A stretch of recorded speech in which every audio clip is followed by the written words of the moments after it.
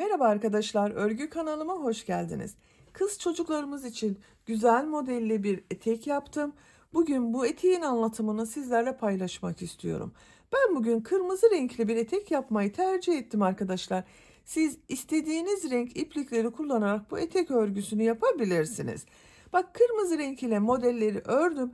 Uç bölümde de beyaz iplik ile bu şekilde trabzanlar yaptım. Etek örgüsüne, bu bel örgüsüne göre zincir yaparak başlıyoruz.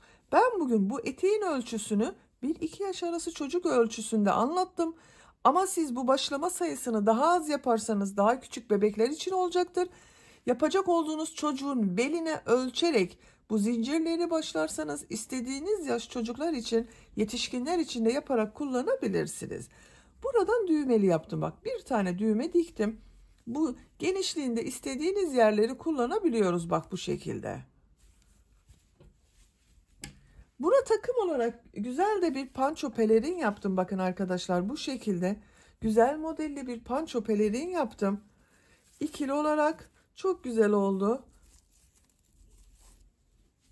Bak şu şekilde. Siz de bunun gibi güzel bir takım yapmak için, pelerin yapmak isterseniz, ben bu pançonun anlatımını yaptım. YouTube kanalıma yükledim. İzlediğiniz bu videonun açıklama bölümüne de bu pançonun olduğu linki ekliyorum arkadaşlar. Siz izlediğiniz bu videonun açıklama bölümünde bulunan tığ işi bebek pançosu linkine tıklarsanız bunun gibi güzel bir takım yapabilirsiniz. Dediğim gibi ben bu kırmızı renkleri kullandım ama siz istediğiniz marka iplik ve renkleri kullanarak örebilirsiniz. Kırmızı renk iplik olarak Nako Bebe 100 premium akrilik bir iplik. Bunu kullandım arkadaşlar. 100 gram iplikte 360 metre var. Bir yumak iplik kullandım. Bu beyaz yerde, bak, beyaz iplik ile olarak da Polar Puffy markalı bir iplik. Bunu kullandım. 100 gram iplikte 160 metre var. 165 metre var. Polyester özellikli bir iplik ama yumuşak dokulu, bakın. Tığ olarak 5 numara 3 milimetre tığ kullandım. Siz elinizin sıklığına göre istediğiniz numara tığları kullanabilirsiniz. İpliğe tığ hazırlayalım. Hep birlikte bu güzel ve kolay etek örgüsünü yapalım. Örgü kanalıma abone değilseniz abone olmayı unutmayın lütfen. Örgü kanalıma abone olmak ücretsiz. İzlediğiniz videolarıma beğeni ve yorumlarınızı yaparsanız çok sevinirim arkadaşlar. Hepinize kolay gelsin. İyi çalışmalar.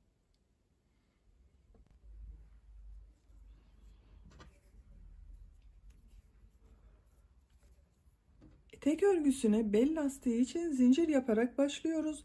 Zincir yapabilmek için ben ilk ilmeği bakın bu şekilde yapıyorum. Size nasıl kolay geliyorsa ilk ilmeği o şekilde oluşturabilirsiniz. Zincirleri yapmaya başlıyorum.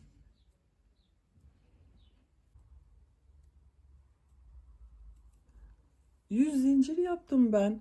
Siz bu zinciri bebeğinizin bel çevresine göre yaparsanız çok daha iyi olacaktır. Ben bugün standart ölçü ile yaptım. 100 zincir oldu. Bu zincirleri de çok sıkı yapmayalım. Bakın, çok sıkı olmayan bir zincir yaptım. Şimdiki sırada bunun üzerinden trabzan yapacağız ve lastik örgüsü yapacağız. Bakın, gayet yumuşak, esnek bir zincir yaptım. Bu 100 zincirin kaç santim olduğunu ölçüyorum. Başlangıcı bakın sıfıra tutuyorum. Zinciri çektirmeden ölçüyorum. 41 santim zincir uzunluğu var. Benim elimin sıklığına, ipimin kalınlığına ve tığ numarama göre 100 zincir 41 santim geldi. Bu zincir sayısı sizin elinizin sıklığına, tığ numaranıza ve ipinizin kalınlığına göre değişecektir. Dediğim gibi bu zinciri çok sıkı yapmayalım. Örgü daha güzel görünüyor. Trabzan yapmak için de 3 zincir daha yapıyorum. 2, 3. İpi tığın üzerine alıyorum. 1, 2, 3 ilmek atlıyorum. 4. ilmeğe trabzan yapıyorum. Diğer ilmekleri de trabzan olarak devam ediyorum.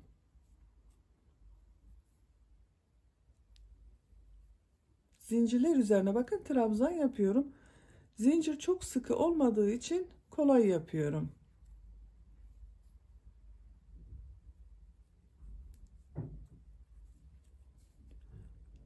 Bütün ilmekler üzerine trabzanlar yaparak sıra sonuna kadar devam edelim. Yapmış olduğum zincirler üzerine bakın trabzanları tamamladım. Toplam 100 trabzan var. Bu ilmek atlayarak yaptığımızda bakın bu da bir trabzan. Bununla birlikte toplam 100 trabzan var. Burada tekrar ölçmek istiyorum ben arkadaşlar. Bakın sıfıra tutuyorum ucunu. Ölçtüğüm zaman trabzana gittiğimiz zaman biraz esneyecektir. 42 santim oldu bakın. Bu 1-2 yaş arası bebek için 42-43 santim iyi gelecek bir ölçüdür. Ben bugün standart ölçü olarak 1-2 yaş arası bebek için 42 santim yaptım. Siz bebeğinizin belini ölçün. Eğer bebeğiniz yanınızda yoksa standart ölçüleri size söylüyorum bakın. Yeni doğan bebek için 35 santimlik ölçü yeterli olacaktır.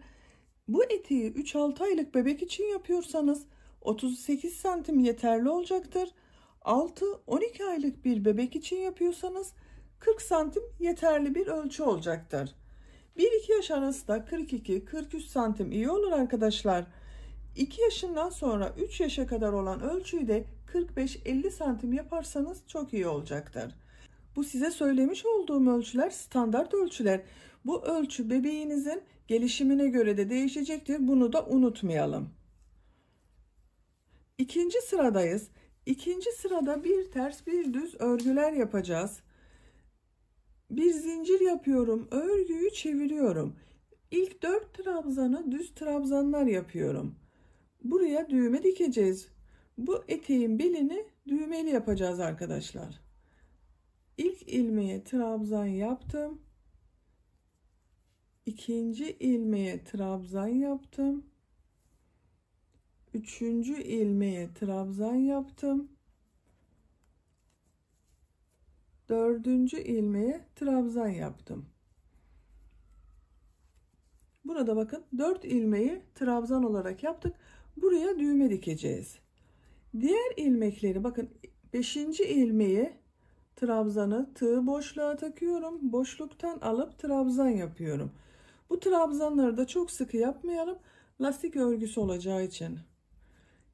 İkinci trabzanı bakın ters taraftan boşluktan alıyorum. Trabzan yapıyorum. Düz taraftan boşluktan alıyorum. Trabzan yapıyorum. Ters taraftan boşluktan alıyorum. Trabzan yapıyorum. Bir düz bir ters boşluklardan ilmek alarak trabzan yapıyorum.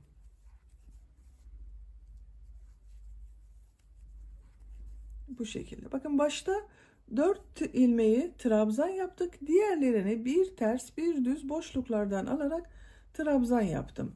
Sıra sonuna kadar devam edelim. İkinci sırada trabzanları bir ters bir düz boşluklardan alıp trabzan yaparak bakın sıra sonuna geldim. Bu şekilde gördüğünüz gibi lastik örgüsünü elde ettik. En son bakın 3 ilmek atlayarak oluşturduğumuz trabzan kaldı. Bunu da boşluktan alıyorum. Trabzan yapıyorum. İkinci sırayı böylece tamamlamış olduk. Üçüncü sıradayız. Üçüncü sırada trabzanları nasıl görüyorsak o şekilde boşluklardan alarak trabzan yapacağız. Bu gördüklerimizi bir ters bir düz boşluklardan alıp yapacağız. Sıra sonunda bakın burada bulunan bu düz trabzanı da tepe noktasına batarak trabzan yapacağız. 3 zincir yapıyorum. Örgüyü çeviriyorum. İlk gördüğüm bakın ters tarafta görünüyor. Ters taraftan boşluktan alıp trabzan yapıyorum. Diğeri düz tarafta görünüyor. Düz taraftan boşluktan alıp trabzan yapıyorum. Ters tarafta görünüyor. Ters taraftan boşluktan alıp trabzan yapıyorum. Düz görünüyor. Düz taraftan boşluktan alıp trabzan yapıyorum. Ters de görünüyor. Ters taraftan boşluktan alıp trabzan yapıyorum.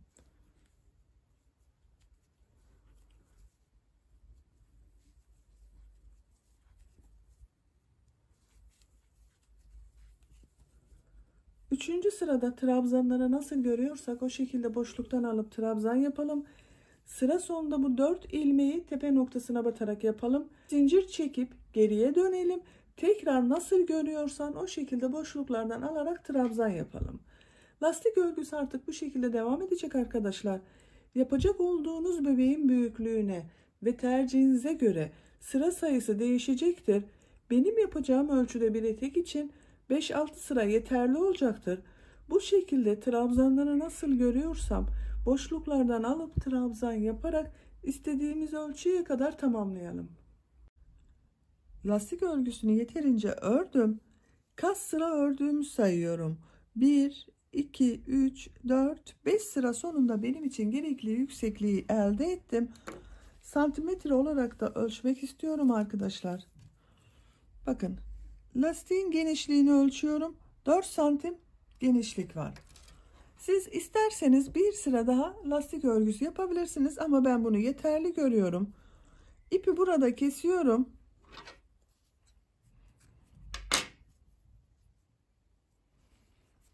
Şimdi bu lastik örgüsünü birleştireceğiz, modelleri yerleştireceğiz. Bakın, kesmemizin sebebi bu. Şu şekilde üst üstüne gelmesi gerekiyor. Üst üstüne getiriyorum.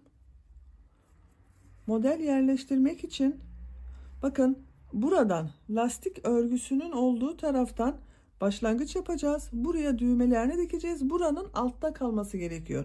Alt tarafta kalacak. Bu lastikli bölüm üst tarafa gelecek şekilde birleştiriyoruz. İlk ilmeğe tığ takıyorum. Bakın, lastik örgüsünün olduğu taraftan ilk ilmeğe tığ taktım. Buradan sayıyorum. Bakın, düz trabzanlar yapmıştık. 1, 2, 3, 4. ilmeğe tığ takıyorum. Burayı birleştireceğiz. İp alıyorum. 2 ilmeğin içerisinden birlikte geçirdim. Bir zincir yaptım, sağlamlaştırdım. Bakın, bu iki bölümü birleştirdik. Buranın örgüsü de düzgün görünüyor. Bakın, lastik örgüsü birbirini takip ediyor görünüyor. 3 zincir yapıyorum. İpi tığın üzerine alıyorum. İlk ilmeğe bakın, aynı ilmek içerisine bir trabzan daha yapıyorum. Bu sırada 2 trabzan, 2 zincir, 2 trabzan şeklinde model yerleştirmeleri yapacağız. İlk modeli bakın, bu ilk ilmeğin içerisine yapıyorum. Bu 3 zincir yaptığımızda bir trabzan, 2 zincir yapıyorum. Aynı ilmeğe 2 trabzan daha yapıyorum. 1, 2. Bakın, iki bölümde birleşti burada arkadaşlar. Ona dikkat edelim. Tek parçaya yapmıyoruz. 1, 2 ilmek atlıyorum. 3. ilmeğe trabzan yapmak için bakın, tığ takıyorum. Diğer taraftan da 1, 2 ilmek atlıyorum. En sonda bulunan ilmeğe tığ takıyorum. Trabzan yapıyorum. 2 trabzan, 2 zincir, 2 trabzan yapıyorum aynı ilmeğe.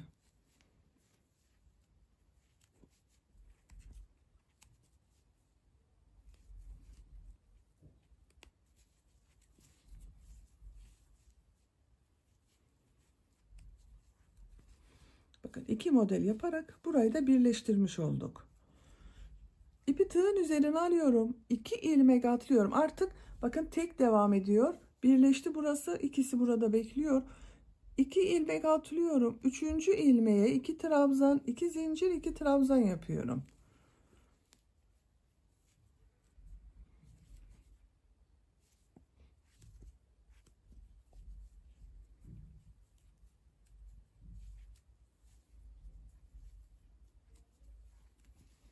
İki trabzan, 2 zincir, 2 trabzan yaptım. 2 ilmek atlıyorum. 3. ilmeğe 2 trabzan, 2 zincir, 2 trabzan yapıyorum.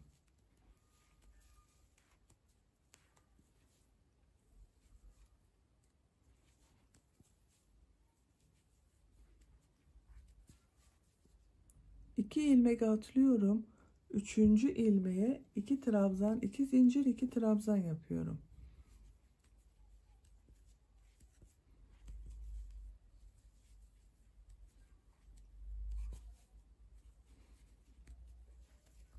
Bakın, modellerimizi böyle yerleştiriyoruz. İlk sırada bu şekilde Bir ilmeğe 2 trabzan, 2 zincir, 2 trabzan yapıyoruz. 2 ilmek atlıyoruz. 3. ilmeğe tekrar 2 trabzan, 2 zincir, 2 trabzan yapıyoruz. Sıra sonuna kadar devam edelim. Model bölümünde birinci sırada 2 trabzan, 2 zincir, 2 trabzan şeklinde modelleri yerleştirerek bakın sıra sonuna kadar tamamladım. Görüntü olarak böyle oldu. Kaç model yerleştirdiğimi sayıyorum. 2, 4, 6, 8, 10, 12, 14, 16, 18, 20, 22, 24, 26, 28, 30, 32 model yerleşti bir sıraya arkadaşlar. Siz de benimle aynı sayıda başladıysanız 32 model olacaktır. Daha az başladıysanız daha az sayıda model olacaktır. Bu en son yaptığım bakın model ile ilk modeli birleştireceğiz. Burada bir ilmek kaldı. Model yerleştirme sırasında olduğumuzdan o bir ilmek atlamada hiçbir sorun olmayacaktır. En son modeli yaptım. Bu sıra başında 3 zincir yaparak bir trabzan oluşturmuştum. Bu son zincirin üzerine tığ takıyorum. İlmek alıp bakın içerisinden çektim. Tığın üzerinde bulunan ilmekten de çektim. Burayı birleştirdim. İkinci sıradayız. İkinci sırada modeli yapmak için bu bakın model ortasında bulunan 2 zincirli boşluğa geçmem gerekiyor. Kaydırma yapıyorum. İlk bakın trabzan üzerine tığ takıyorum. İp alıp çektim. Tığın üzerinde bulunan ilmekten de çektim. 2 zincirlik boşluğa tığ taktım. İlmek aldım. Tığın üzerinde bulunan ilmekten de geçtim. Bakın 2 zincirli boşluktayım. 1, 2, 3 zincir yapıyorum. Bu 2 zincirli boşluğa 2 trabzan, 2 zincir, 2 trabzan yapacağız. Bu 3 zincir de 1 trabzan oluyor. Bakın 2 zincirli boşluğa 1 trabzan yapıyorum. 2 zincir yapıyorum. Aynı boşluğa 2 trabzan daha yapıyorum.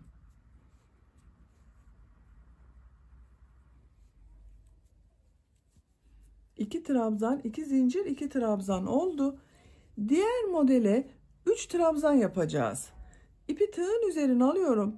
3 trabzanın ikisini bakın bu 2 zincirli boşluğa yapacağız. Birisini de burada bulunan trabzanın son trabzanın üzerine yapacağız. İlmek olarak sayalım. Bakın 1, 2, 3 ilmeği atlıyorum. Diğer model ortasında bulunan bakın bu 2 zincirden önceki trabzanın üzerine bir trabzan yapıyorum. 2 zincirli boşluğa 2 trabzan, 2 zincir, 2 trabzan yapıyorum. 1, 2. Bakın 3 trabzanı elde ettim. 2 zincir yapıyorum. Bu 2 zincirli boşluğa 2 trabzan yapıyorum. 1, 2, 3. trabzanı bakın takip eden bu trabzanın üzerine yapıyorum. Bu modelde 3 trabzan, 2 zincir, 3 trabzan yaptık. İpi tığın üzerine alıyorum. Bakın bunun sadece 2 zincirli boşluğa 2 trabzan yapıyorum. Aynı bunun gibi. Model ortasında bulunan 2 zincirli boşluğa 2 trabzan, 2 zincir, 2 trabzan yapıyorum.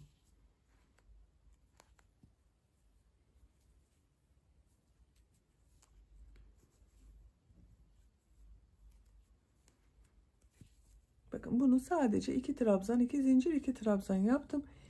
Diğer modeli 3 trabzanlı yapacağız. Aynı bunun gibi yapacağız. 2 zincirden önce bulunan trabzan üzerine bir trabzan yapıyorum. 2 zincirli boşluğa 2 trabzan, 2 zincir, 2 trabzan yapıyorum.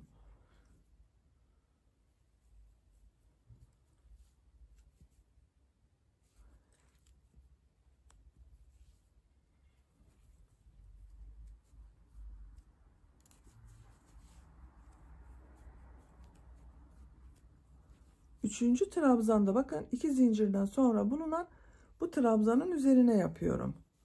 Bu modelimizde 3 trabzan, 2 zincir, 3 trabzan oldu. Diğer modeli ortada bulunan bakın 2 zincirli boşluğa 2 trabzan, 2 zincir, 2 trabzan yapıyorum.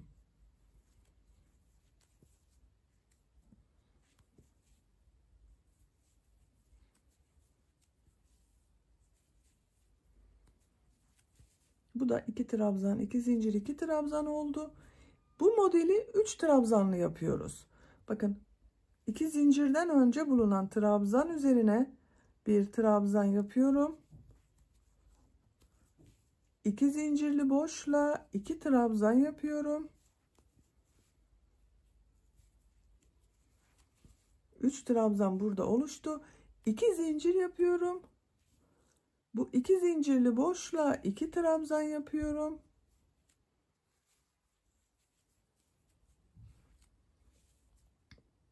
Bakın zincir boşluğundan sonra bulunan bu trabzan üzerine de bir trabzan yapıyorum. 3 trabzan, 2 zincir, 3 trabzan oldu. Diğer model ortasında bulunan bakın bu 2 zincirli boşla 2 trabzan, 2 zincir, 2 trabzan yapıyoruz. Bakın bu sırada da modellerimiz böyle oluyor arkadaşlar. Bir modelin ortasında bulunan 2 zincirli boşla 2 trabzan, 2 zincir, 2 trabzan yapıyoruz. Diğer modelin ortasında bulunan bakın boşluktan önce bulunan trabzan üzerine bir trabzan yapıyoruz. Boşluğa 2 trabzan, 2 zincir, 2 trabzan yapıyoruz. Bir de zincirden sonra bulunan bu trabzan üzerine bir trabzan yapıyoruz. Toplam 3 trabzan, 2 zincir, 3 trabzan oluyor. Diğer modelde yine 2 zincirli boşluğa 2 trabzan, 2 zincir, 2 trabzan yapıyoruz. Sıra sonuna kadar bu şekilde devam edelim. Model bölümünde ikinci sırada modelin birisine 2 trabzan, 2 zincir, 2 trabzan yaptık. Diğer modeli 3 trabzan, 2 zincir, 3 trabzan şeklinde yaptık. Sırayı tamamladım. Bakın sıra başında 2 trabzan, 2 zincir, 2 trabzan olarak başlamıştım. Sıra sonunda olan model 3 trabzan, 2 zincir, 3 trabzan oldu. Siz bu model yerleştirmesini tek sayılı yaparsanız bu ikinci sıra denk gelmeyecek arkadaşlar. Onu söylemeyi unuttum. Bu ilk sıra yerleştirmesinde modellerin çift sayı olması gerekiyor. Benim 32 model vardı. Sizin 30 olabilir, 32 olabilir, 34 olabilir, 36 olabilir veya 28 olabilir. Bu ilk sırada bulunan modellerin çift sayı olması gerekiyor. Bakın en son bu yapmış olduğum model ile İlk yaptığım modeli birleştiriyorum. Burada bakın 3 zincir yaparak oluşturduğum trabzanın 3. zincirin üzerine tığ takıyorum. İlmek aldım. Çektim. Tığın üzerinde bulunan ilmekten de çektim. Bakın sırayı birleştirdim. 3. sıradayız. 3. sırada bu 2. sırada yaptığımız modellerin aynı sayısıyla devam edeceğiz arkadaşlar. Bu 2 trabzan, 2 zincir, 2 trabzan olan bakın bu modeller etek bitesiye kadar devam edecek. Sadece bu şimdiki yapmış olduğumuz 3 trabzan, 2 zincir, 3 trabzan olan modeller değişecek. Bu sırada yine burayı 2 trabzan, 2 zincir, 2 trabzan yapacağız. Bu 3 trabzan, 2 zincir, 3 trabzanı da aynı sayı ile devam ettireceğiz. Bu 2 zincirli boşluğa geçiyorum. Bakın trabzan üzerine tığ taktım. İlmek aldım. Kaydırma yaptım. 2 zincirli boşluğa tığ taktım. İlmek aldım. Kaydırma yaptım. Bu 2 zincirli boşluğa 2 trabzan, 2 zincir, 2 trabzan yapıyorum. İlk trabzanı 3 zincir yaparak oluşturuyorum bakın. Bu bir trabzan olacak. Aynı boşluğa bir trabzan yapıyorum. 2 trabzan oldu bakın. 2 zincir yapıyorum. Aynı boşluğa 2 trabzan yapıyorum.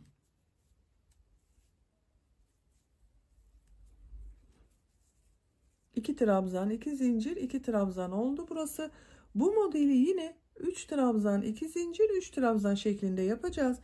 İpi tığın üzerine alıyorum. Bakın 1, 2, 3 ilmek atlıyorum. Burada bulunan bu 2 trabzanın üzerine trabzan yapıyorum. 1, 2, bu zincirli boşluğa bir trabzan yapıyorum. Bakın bu sırada boşluğa bir trabzan yaptık. 2 trabzanın üzerine 2 trabzan yaptık. 3 trabzan oluştu. 2 zincir yapıyorum. 2 zincirli boşluğa bir trabzan yapıyorum. Burada bulunan bakın bu 3 trabzanın ilk 2 trabzanın üzerine trabzan yapıyorum.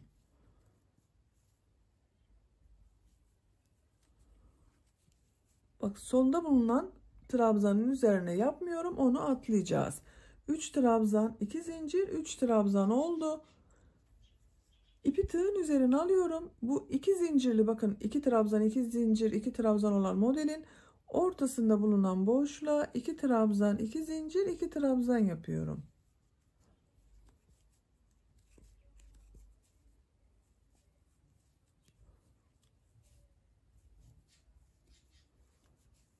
İki trabzan, 2 zincir, 2 trabzanı yaptım. Bu modelin bakın model 3 trabzanlı yaptığımız modeldeyiz. Bunun burada bakın zincirden önce bulunan 2 trabzan üzerine trabzan yapıyorum.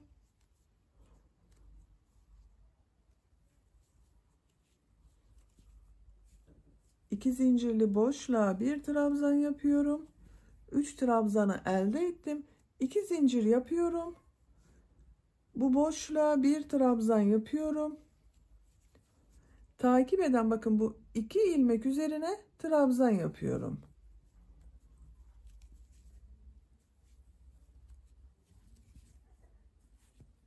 Üç trabzan, 2 zincir, 3 trabzan oldu. Burada dikkat etmemiz gereken arkadaşlar bakın bu 3 trabzanlı olan model sırasında ilk ilmeği atlıyoruz. 2 ve 3. ilmeğe trabzan yapıyoruz. Boşluğa bir trabzan yapıyoruz. 2 zincir yapıyoruz.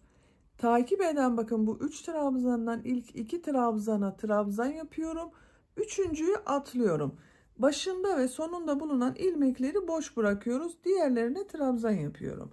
İpi tığın üzerine alıyorum. Bakın buna da 2 trabzan, 2 zincir, 2 trabzan yapıyorum.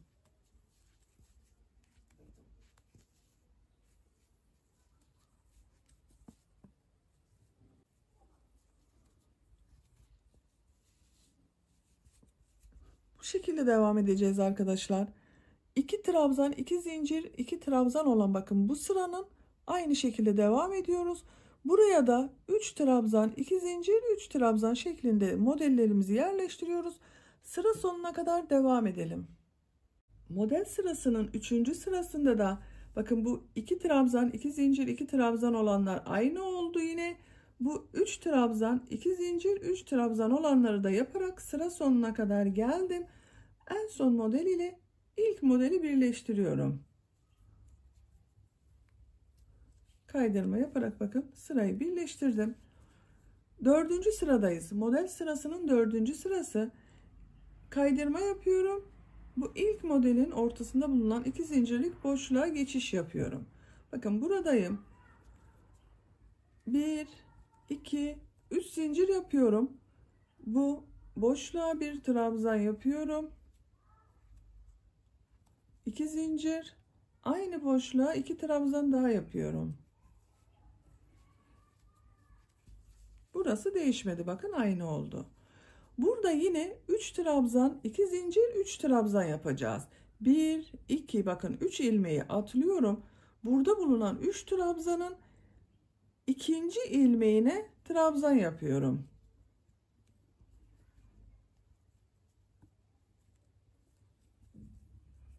Boşluğa bir trabzan yapıyorum.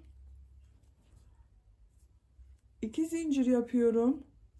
Boşluğa bir trabzan yapıyorum.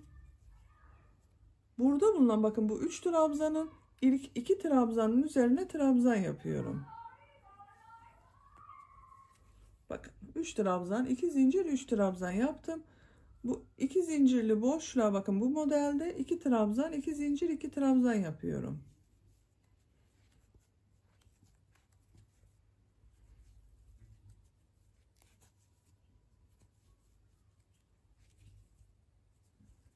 Diğer modelde yine 3 trabzan, 2 zincir, 3 trabzan yapıyorum.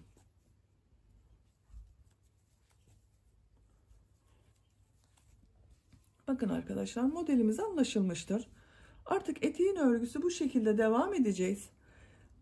Tamamını böyle bitirmeyeceğiz.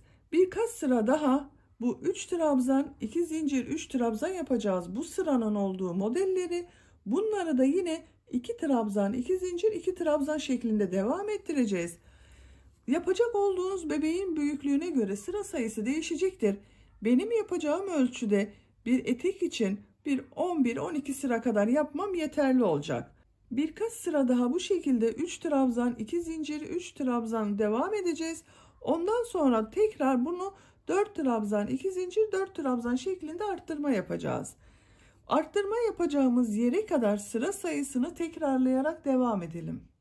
Eteğin örgüsünde bu 3 trabzan, 2 zincir, 3 trabzan yaptığımız sayı ile 12 sıra olarak ben buraya kadar ördüm arkadaşlar.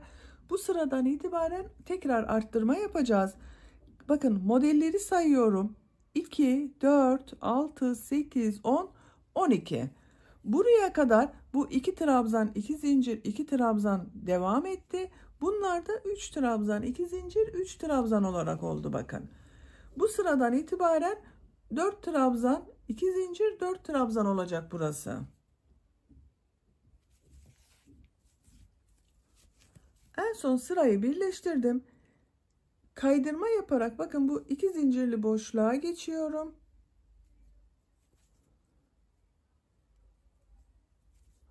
Buraya 2 trabzan, 2 zincir, 2 trabzan yapıyorum. 3 zinciri yaptım. Bakın ilk trabzan, 2 trabzan oldu. 2 zincir yapıyorum. Aynı boşluğa 2 trabzan yapıyorum.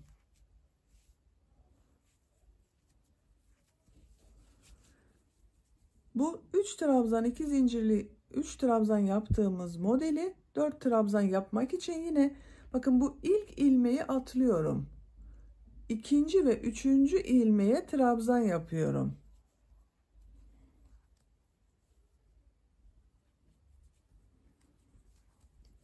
İki trabzanı bu şekilde yaptım. Bu 2 zincirli boşluğa 2 trabzan yapıyorum.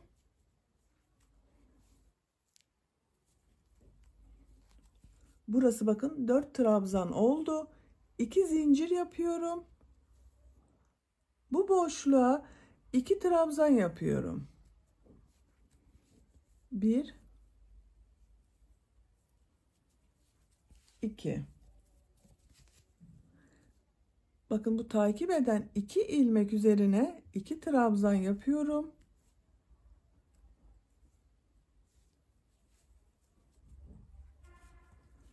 Bu modeli burada 4 trabzan, 2 zincir, 4 trabzan yaptık bakın. İlk trabzan ile son trabzanı atladık. Diğer 2 trabzanın üzerine trabzan yaptım. 2 zincirli boşluğa da 2 trabzan, 2 zincir, 2 trabzan yaptım. İpi tığın üzerine alıyorum. Bakın bu modelin ortasında bulunan 2 zincirli boşluğa 2 trabzan, 2 zincir, 2 trabzan yapıyorum.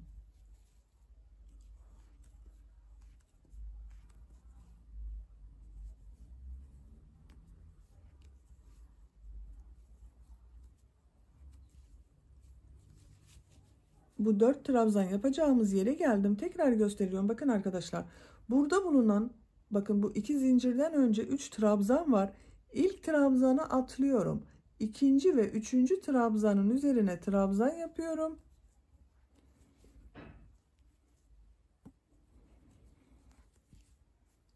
Boşluğa 2 trabzan yapıyorum.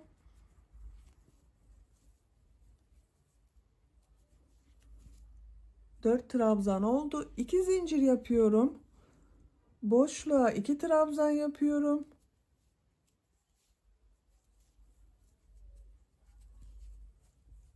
Burada bulunan bu 3 trabzanın ilk 2 trabzanın üzerine trabzan yapıyorum.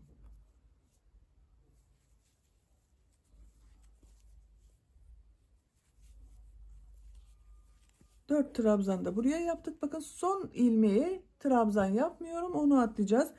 Başta bulunan trabzana da trabzan yapmamıştım. Atladım.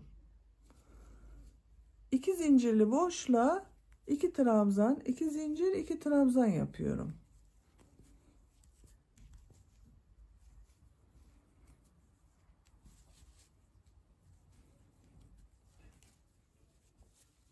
Bakın bu şekilde oluyor. Bu sırayı böyle devam edelim. Bu 2 trabzan, 2 zincir, 2 trabzan olan model devam edecek. Buralara da 4 trabzan, 2 zincir, 4 trabzan şeklinde yaparak sıra sonuna kadar devam edelim.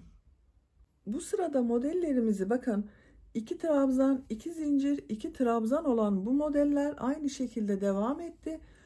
3 trabzan, 2 zincir, 3 trabzan yaptığımız yerde 2 zincirli boşluklara 2 trabzan, 2 zincir, 2 trabzan yaparak 4 trabzan, 2 zincir, 4 trabzan şeklinde oluşturduk arkadaşlar. Artık eteğin örgüsü bu 4 trabzan, 2 zincir, 4 trabzan olarak devam edecek bu model. Burası zaten değişmiyor. Aynı şekilde devam ediyor. En son model ile ilk modeli birleştiriyorum. Tığ taktım, ilmek aldım, çektim. Bu 2 zincirli boşluğa geçiyorum kaydırma yaparak. 3 zincir yapıyorum. 1 trabzan yapıyorum. 2 zincir yapıyorum. Aynı boşluğa 2 trabzan yapıyorum.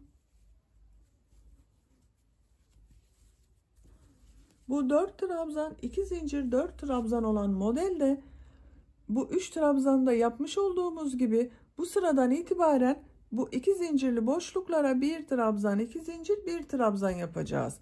Arttırma yapacağımız için bu bir alt sırada 2 trabzan, 2 zincir, 2 trabzan yaptık. Burada 1 trabzan, 2 zincir, 1 trabzan yapacağız. Bakın bu 4 trabzanın ilk trabzanı atlıyorum. 3 trabzanın üzerine trabzan yapıyorum. 1 2 3 2 zincirli boşluğa 1 trabzan yapıyorum. 4 trabzan oldu bakın burada. 2 zincir yapıyorum. Boşluğa 1 trabzan yapıyorum. Takip eden 3 ilmek üzerine trabzan yapıyorum. Bakın 2 3 4. Bu modelde yine ilk ilmeği bakın yapmadım, atladım. Son ilmeği de atladım. 4 trabzan, 2 zincir, 4 trabzan yaptık. 2 trabzan, 2 zincir yaptığımız bu modeli boşluğa bakın 2 trabzan, 2 zincir, 2 trabzan yapıyorum.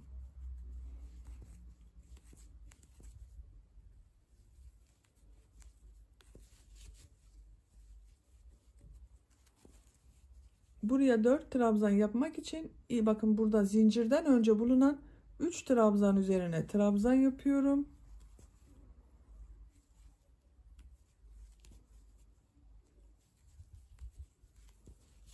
Zincir boşluğuna 1 trabzan yapıyorum. 2 zincir yapıyorum. Zincir boşluğuna 1 trabzan yapıyorum. Burada bulunan bakın 3 trabzan üzerine trabzan yapıyorum.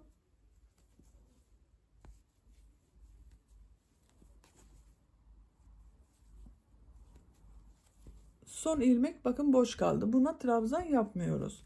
Burayı da 4 trabzan, 2 zincir, 4 trabzan oldu. Bakın modelimiz artık bu şekilde devam edecek arkadaşlar. Bu 2 trabzan, 2 zincir, 2 trabzan olarak devam edecek. Bu modelde 4 trabzan, 2 zincir, 4 trabzan olarak eteğin yüksekliğini bebeğinizin büyüklüğüne ve tercihinize göre istediğiniz kadar sıra sayısıyla tekrarlayarak tamamlayalım arkadaşlar. Etek örgüsünün model sırasını tekrarlayarak ben 19 model sırası yaptım arkadaşlar. Bak buradan sayıyorum. 1, 2, 3, 4, 5, 6, 7, 8, 9, 10, 11, 12, 13, 14, 15, 16, 17, 18, 19. 19 model sırası oldu. Santimetre olarak da ölçüyorum. 23 santimetre yükseklik var. Benim tercihime göre bu yükseklik yeterli. Siz biraz daha uzun olsun istiyorsanız 1-2 sıra daha bu şekilde 4 trabzan, 2 zincir, 4 trabzan olarak devam edebilirsiniz. Burada bitirmiyorum. Uç bölümünde bak böyle yumuşak bir iplik var. Polar markalı bir iplik. Bak etiketi bu arkadaşlar. Polar Puffy diye bir iplik. Kullandığım bu iplik üzerinde 100 gram iplikte polyester bir iplik. 165 metre var. Bakın dokusu şöyle. Bununla çevresinden üçlü trabzanlar yapıyorum. En son bak burada bitirdim. İlmek kaydırma yaparak sırayı birleştirdim. Buradan bir ilmek yapıyorum bak bu iplik ile. 3 zincir yapıyorum. Tığ üzerine 2 defa iplik doluyorum. İlk gördüğüm bu bak ilmek üzerine üçlü trabzan yapıyorum. 2 defa iplik doluyorum. Bak üçlü trabzanı bu şekilde yapıyorum. Tığ üzerine 2 defa iplik doluyorum. 3 defa da çıkarıyorum. Bak ilmeğe tığ taktım. İplik aldım.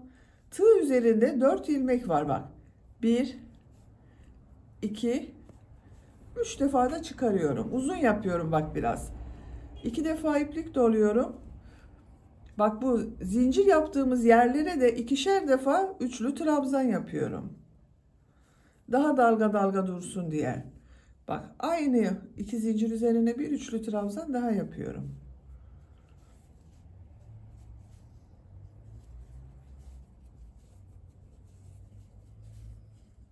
İlmekler üzerine birer defa üçlü trabzan yapıyorum. Şu zincirler üzerine 2'şer defa üçlü trabzan yapıyorum. Sıra sonuna kadar devam edelim.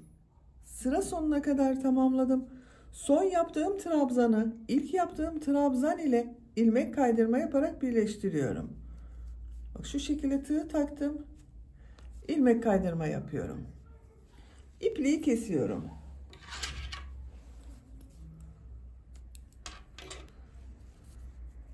Bakın arkadaşlar. Çok güzel oldu.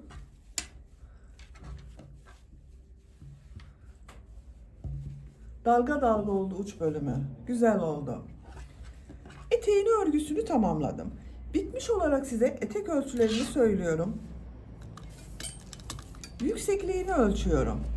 Başlangıçtan itibaren bak. Yükseklik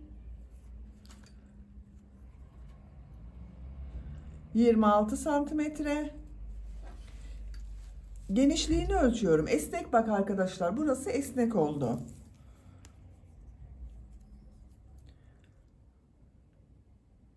...22 santimetre esnek haliyle daha geniş oluyor. Açık olarak bak etek burasını ölçüyorum.